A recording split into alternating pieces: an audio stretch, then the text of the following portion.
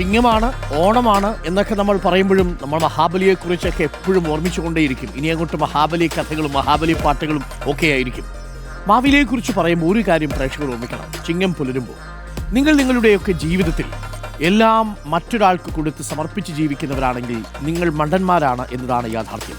വാക്കുപാലിച്ചതിൽ ആത്മാർത്ഥത കാണിച്ചയാളാണ് മാവേലി. പക്ഷേ ആ മാവേലി നഷ്ടപ്പെട്ടതോടുകൂടി നഷ്ടപ്പെട്ടത് ഒരു സമൂഹത്തിന് മുഴുവൻ സ്വപ്നങ്ങളും ജീവിതവുമായിരുന്നു എന്നതാണ്.